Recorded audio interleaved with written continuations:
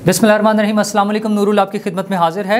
इमरान रियाज का इनकलाब डील करके ईद मनाने घर चला गया है और जनाब वज़ीर दाखिला साहब शिकायत लगा रहे हैं। किसको लगा रहे हैं? वैसे उनकी शिकायत सुनी नहीं जानी, लेकिन उन्होंने शिकायत लगा दी है और एहसन इकबाल चोर चोर के नारों पर खुश नज़र आते हैं।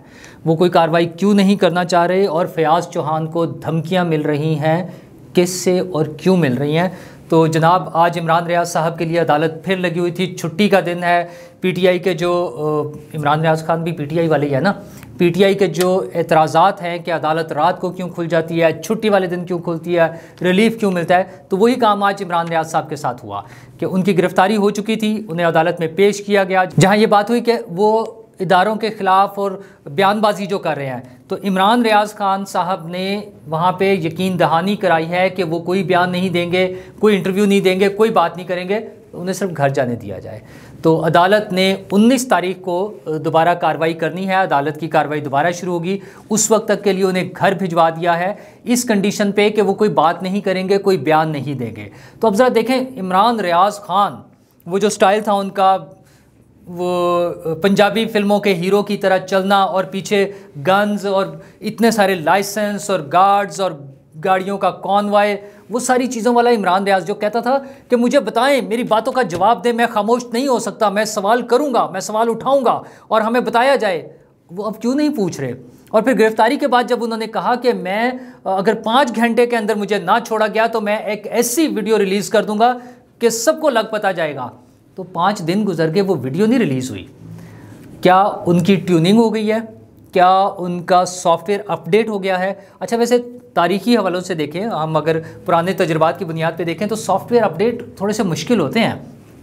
आप प्रीवियस गवर्नमेंट में देख लें, यानी इमरान रियाज खान साहब के जो चहीती हुकूमत थी इमरान खान साहब की, उसमें कई सहाफ़ियों को उठाया गया, कई सहाफ़ियों को फेंटी पड़ी।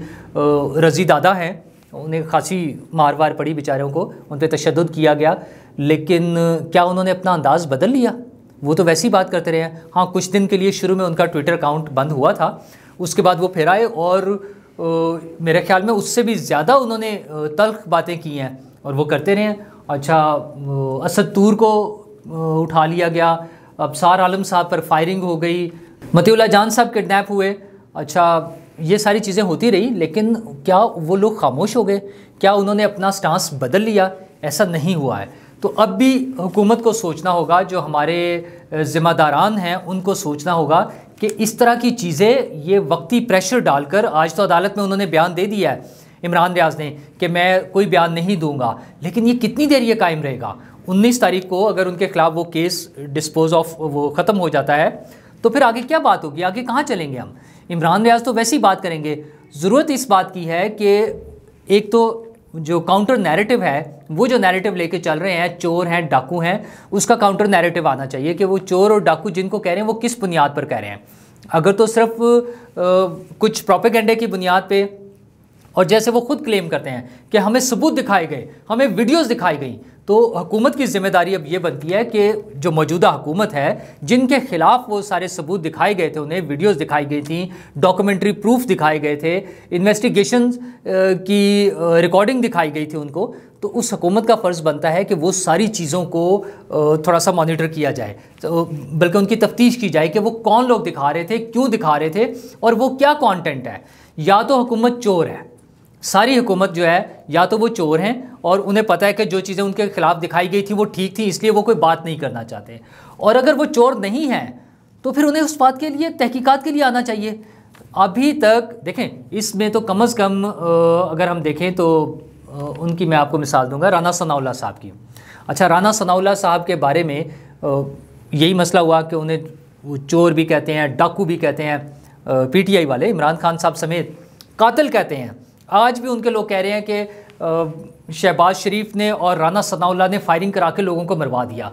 अच्छा जी, बिल्कुल मुमकिन ऐसा हुआ हो, अगर आपका ख्याल है तो 3.5 साल आपकी हुकूमत रही, आपको चाहिए था कि राना सनाउल्लाह साहब को उस केस में गिरफ्तार करते, उसका अदालत में चलान पेश करते और उनके खिलाफ कार्रवाई करके उनको जेल भिजवा देते। उनको जो सज़ा होती है, अदालत जो सज़ा देती, वो उन्हें सज़ा मिल जाती।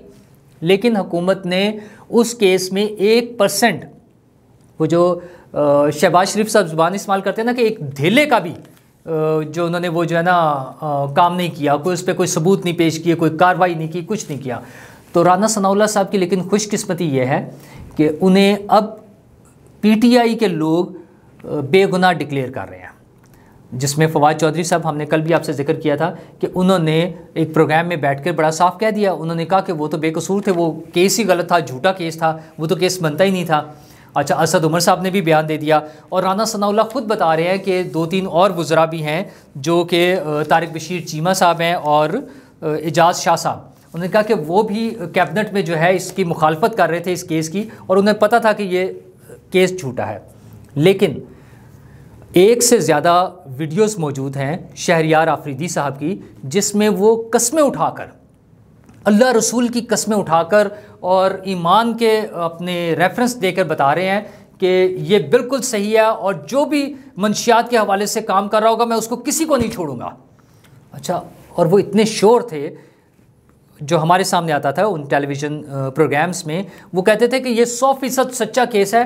मतलब अब हैरत इस बात की होती है कि क्या शहरयार आफरीदी साहब लाइल्म थे?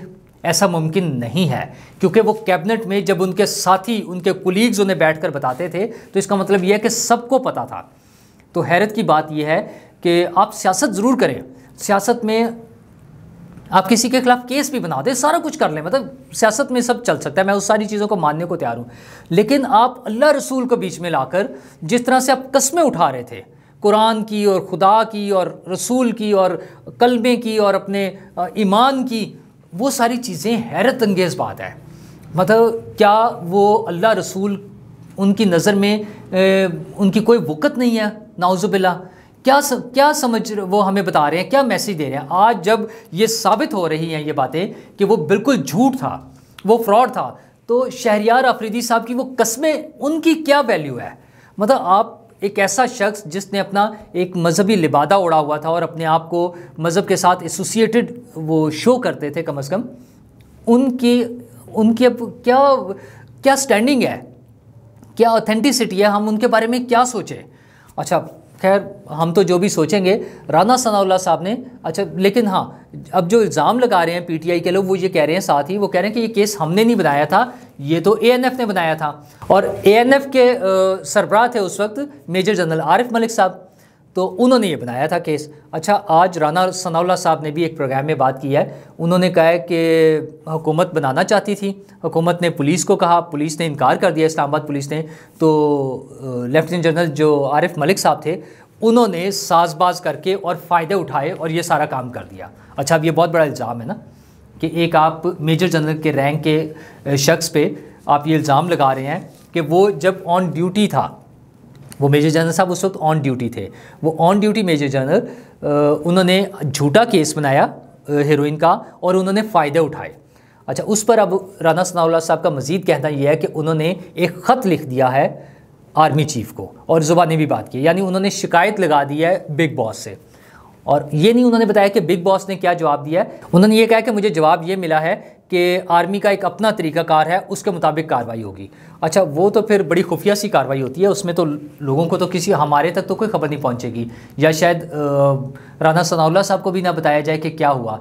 लेकिन ये इतना बड़ा वाक़या था कि आप एक सियासी लीडर को, उसके ख़िलाफ़ एक केस बना रहे हैं, एएनएफ ने बनाया, एएनएफ के लोगों ने पकड़ा था ना कि जाते हुए उनकी गाड़ी रोकी गई है, उन्हें उठाया गया है और टेलीविज़न पर प्रेस कॉन्फ्रेंसें हुई हैं। शहरयार आफरीदी साहब के साथ आरिफ मलिक साहब साथ बैठे होते थे और बैठकर प्रेस कॉन्फ्रेंस हो रही है कि जी वो हीरोइन पकड़ी है। अच्छा, उनकी भी वीडियो मौजूद है, आरिफ मलिक साहब की भी, कि जिसमें जब उनसे सवाल पूछा गया कि इसकी कोई वीडियो है और इसका कोई सबूत है, तो उन्होंने उसका बराह रास्त तो कोई जवाब नहीं दिया, लेकिन उनका कहना यही था कि ये सारा जेन्युइन केस है और हमने सही बंदे को पकड़ा है, मतलब असल मुजरिम को पकड़ा है। लेकिन अब जब ये साबित हो रहा है कि राना सनाउल्लाह मुजरिम नहीं है, तो सवालात खड़े हो रहे हैं। हमारी पॉलिटिकल लीडरशिप पे, चले उस पर तो पॉलिटिकल लीडर्स पे हम ऐसा ही एक्सपेक्ट करते हैं कि वो एक दूसरे से अपने इक़्तिदार की लड़ाई में तमाम असूलों को, ज़वाबित को, कवायद को भूल जाते हैं और दुश्मनी में एक दूसरे पे इल्ज़ाम लगाना, वो तो कुफर के फतवे लगाना, गद्दारी के इल्ज़ाम लगाना, ये सारा कुछ चलता है। लेकिन आरिफ मलिक साहब एक बड़े सीनियर ऑफिसर थे, आर्मी के हाज़िर सर्विस ऑफिसर, तो जबकि अच्छा फिर इदारे का इंटरनल जो एहतसाब का अमल है वो भी बड़ा सख्त है। मतलब बड़ी हैरत हो रही है कि आरिफ मलिक साहब ने हुकूमत से कुछ फ़ायदे लेने के लिए एक झूठा मुकदमा बनाया एक सियासी लीडर पे, और उस पर हीरोइन भी साबित कर दी और उनको अंदर भी बंद कर दिया और बैठ के प्रेस कॉन्फ्रेंसें की, और टिल टू डेट उनके खिलाफ कोई कार्रवाई नहीं हुई है। अब इनके ख़त लिखने के बाद उन्हें यह कहा जा रहा है राना सनाउल्लाह साहब को कि इंटरनल कार्रवाई जो भी इदारे की अपने कार्रवाई का तरीका है। अच्छा, लेकिन जुल्म यह है कि ANF राना सनाउल्लाह के अंडर आता है वो इदारा, तो राना सनाउल्लाह साहब बतौर वज़ीर दाखिला अपने ही मातहत एक इदारे के साबिक अफसर के ख़िलाफ़ कार्रवाई नहीं कर सकते। तो राना सनाउल्लाह साहब फिर देख लें, ये आपकी औकात है। और वैसे तो ये टोटल हमारे ओवरऑल जो सिविलियन सुपरमेसी का हम नारा लगाते हैं या आपकी पार्टी लगाती है, ये उसकी टोटल औकात है कि आप कुछ भी नहीं कर सकते हैं। अच्छा, आप चलें ये ना करें, आप शहरियार आफरीदी को पकड़ लें, उनको तो पकड़ सकते हैं ना, तो आप शहरियार आफरीदी के खिलाफ भी कोई कार्रवाई नहीं करें, क्या उसके लिए भी आपको कोई ख़त लिखना पड़ेगा और मंजूरी लेनी पड़ेगी? तो राना सनाउल्लाह साहब फिर अगर ये इस तरह से चलना है तो फिर ऐसे ही चलता रहेगा। और दूसरी तरफ सिविलियंस का भी देख लें कि एहसन इकबाल साहब के ख़िलाफ़ जो नारे लगे हैं चोर चोर के, अच्छा ये कोई नई चीज़ नहीं है। इमरान खान साहब के उसमें तो ये हद पर ही चली गया है, पहले भी होता रहा, पोलराइजेशन भी थी, पुराने ज़माने में भी थी, पार्टियां एक दूसरे के ख़िलाफ़, बल्कि बाकायदा एक नैरेटिव बना लिया जाता था, वो मज़हब के नाम पर या गद्दारी के नाम पर किसी भी तरह से होता था। इमरान खान साहब ने इंडिविजुअल्स में नफ़रत पैदा कर दी है कि उन्हें इंडिविजुअली वो किया जाए। अच्छा, चूँकि वो बार बार कहते रहे हैं, उन्होंने जलसों में खड़े होकर कहा है, हेट स्पीच जो आती है ना, वायलेंस की जो लोगों को उकसाना, वो तो उन्होंने बार बार किया है कि इन लोगों को इनके घरों के बाहर खड़े होकर नारे लगाएं, इनके बच्चों को स्कूलों में जाकर गालियां निकालें और ये बाहर नहीं निकल सकेंगे, ये शॉपिंग के लिए नहीं जा सकेंगे। तो इमरान खान साहब की उस तरबियत का असर तो होना था। अब वो एक फैमिली है, मतलब उसके साथ मर्द भी हैं, ख़वातीन हैं, बच्चियां हैं, यंग बच्चियां, छोटी उम्र की बच्चियां हैं इवन, और वो उनके एहसन इकबाल के सामने खड़े होकर चोर चोर चोर के नारे लगा रही हैं। अच्छा, आज एहसन इकबाल साहब ने नया ही कमाल कर दिया, उन्होंने कहा जी मैं उन्हें माफ़ कर रहा हूँ। और यार आप क्या बदतमीज़ी है ये, एक तो उन्होंने किया है, ऊपर से एहसन इकबाल साहब कर रहे हैं। मतलब उन्हें माफ़ करने का बयान देने का मतलब ये है कि एहसन इकबाल साहब इनकरेज कर रहे हैं लोगों को, PTI वालों को, कि हाँ आप ऐसे ही करते रहें। और भाई किस बात की माफ़ी? आप या तो फिर आप मान जाएं कि आप चोर हैं, आप इस बात को डिफेंड नहीं कर सकते, मतलब इस बात को अदालत में जाकर लड़ नहीं सकते। आपको सिंपल सा काम करना है, आपको करना सिर्फ इतना सा काम है कि आप इसको अदालत में केस फाइल कर दें। वो फैमिली आइडेंटिफाइड है, हमें नज़र आ रही हैं सबकी तस्वीरें, आप अदालत में केस करें, हर्जाना कर दें का दावा कर दें और उन्हें आके जवाब देना होगा। या तो वो आपको चोर साबित करें या माफ़ी मांग कर हर्जाना पे करें। अच्छा, दूसरी तरफ क्या हो रहा है, PTI वाले इस बात को बड़ा सपोर्ट कर रहे हैं। दोनों लोग शहबाज गिल साहब और फवाद चौधरी साहब दोनों ने ट्वीट किए हैं पहले आपको, और उनकी लैंग्वेज इतनी अजीबो गरीब सी है, आप अगर सुने तो आपको हैरत होगी।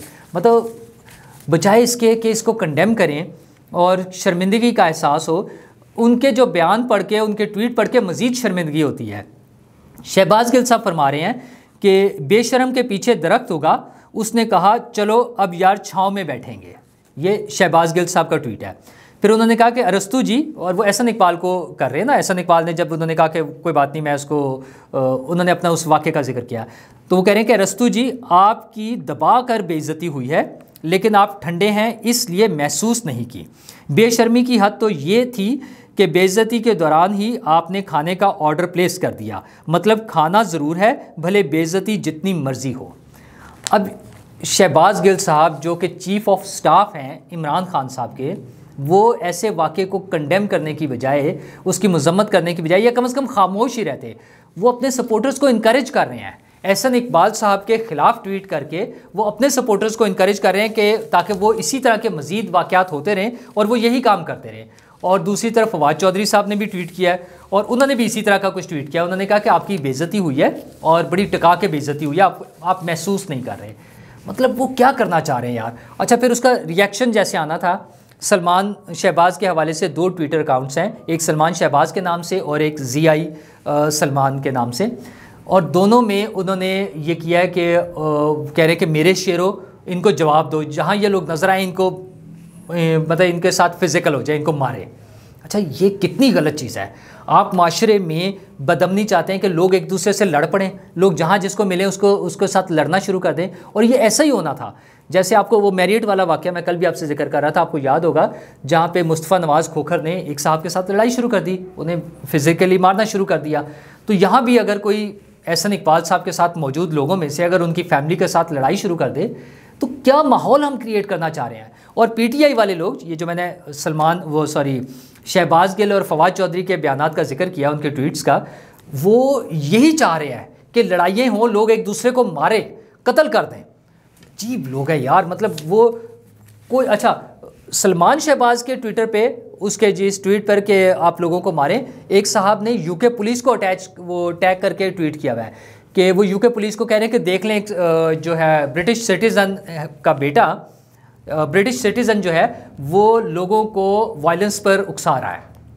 अच्छा, वो लोग तो अदालत में जा रहे हैं, वो लोग तो कानूनी रास्ता अपना रहे हैं, वो तो पुलिस के पास जा रहे हैं, लेकिन एहसन इकबाल साहब कह रहे हैं कि जी मैंने माफ़ कर दिया। बहुत अच्छी बात है, माफ़ कर देना, लेकिन माशरे में जब फसाद बर्पा हो रहा है, माशरे में बदअमनी फैला रहे हैं एक पार्टी मुनज़्ज़म तरीके से, सोची समझी प्लानिंग के साथ, तो उसको माफ़ कर देने की क्या तुक बनती है।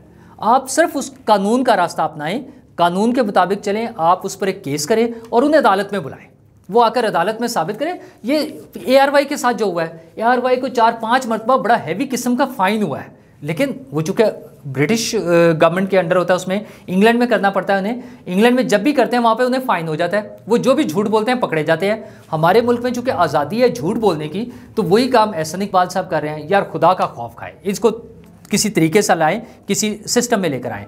और फयाज़ चौहान साहब बता रहे हैं कि जनाब उन्हें धमकियाँ मिल रही हैं जो होते हैं ना नामालूम नंबरों से, कि 2 दिन के अंदर PTI छोड़ दे वरना उनके साथ बड़ा बुरा सलूक होगा। तो उन्होंने ये नहीं बताया कि अब वो क्या करने जा रहे हैं, क्या वो PTI छोड़ रहे हैं या बुरे सलूक के लिए तैयार है।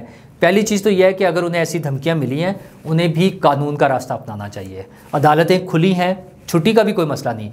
आप पुलिस में FIR कराएं और अदालत में जाएं और बताएं कि मुझे ये धमकियां मिल रही हैं, हुकूमत से सिक्योरिटी लें, किसी सिक्योर जगह पे मुंतकिल हो जाएं। आप 4 दिन के लिए KP में आपकी अपनी हुकूमत है, इमरान खान साहब भी तो इतने दिन जाके छुपे रहे थे वहाँ, तो आप भी वहाँ चले जाएं, वहाँ जाएं, जाकर बैठ जाएं और देखें कि वो क्या करते हैं आपको धमकियाँ देने वाले, और उसके लिए अदालत का दरवाज़ा खटखटाएं, कानून का रास्ता अपनाएं। और जनाब ईद मुबारक, ईद आ गई है, कल सुबह ईद है और है भी बकरा ईद। तो 2 छोटी छोटी सी बातें अर्ज़ करूँगा कि ये कि सफाई निस्फ़ ईमान है, ये हमारे ईमान का हिस्सा है। तो सफाई का ख्याल रखें। हमारे जानवर जो हैं वो लोगों के लिए गंदगी का और मुश्किलात का सबब नहीं बनने चाहिए। कुर्बानी के जो हमारे जानवर हैं वो लोगों के लिए मुश्किलात का बाइस ना हो। ये अपने बाहर, घरों से बाहर, गलियों में और बाज़ारों में वो सारा गंद नहीं होना चाहिए। और कुर्बानी के बाद भी वो जो आलाइशें और वो सारी चीज़ें आपने फेंकनी हैं, उसके लिए लाहौर में तो LWMC ने बड़ा अच्छा इंतज़ाम किया हुआ है, लोगों को बैग्स प्रोवाइड किए हैं, मुख्तलिफ सोसाइटीज़ ने भी किया है, जगह जगह उन्होंने अपने वो बना दिए हैं स्पॉट्स जहाँ पर आप उसको डिस्पोज ऑफ कर सकते हैं इन चीज़ों को, और आप उसका ख्याल रखें। इसी तरह दीगर शहरों में भी जहाँ जहाँ जो इंतज़ाम है उसके मुताबिक देखें। बहुत सी जगहों पे कुर्बान गाहें एक जगह बन जाती हैं जहाँ पे सब लोग जाके अपनी जानवरों की कुर्बानी कर सकते हैं, ताकि वो गंद सब जगहों पे ना फैले। तो इस चीज़ का ख्याल रखें। दूसरा जो कि आप हमेशा रखते हैं, मज़ीद सिर्फ याद दहानी के लिए, कि आपके आसपास जो भी ज़रूरतमंद हैं उनका ख्याल करें। हमने जिनको गोश्त पहुंचाना है, और कुर्बानी की खालें ऐसे इदारों को दें जहां आपको समझ आती है कि वो लोग जो इंसानियत की खिदमत का काम कर रहे हैं। बहुत से इदारे हैं जो अपने अपने इलाके में, अपनी अपनी टेरिटरी में, अपने अपने शोबे में बेहतरीन काम कर रहे हैं। वो तालीमी इदारे हो सकते हैं, वो हेल्थ के ऑर्गेनाइजेशंस हो सकती हैं, कोई भी हो सकता है, वो हॉस्पिटल्स हैं, वो इवन प्राइवेट हॉस्पिटल्स हैं, ट्रस्ट के जो हॉस्पिटल्स हैं, सरकारी हॉस्पिटल्स हैं, ये सब जगहों पे आप उन सब की मदद करें, सबका ख्याल करें। अल्लाह ताला आपको मज़ीद खुशियाँ दे। आपको एक मरतबा फिर ईद मुबारक।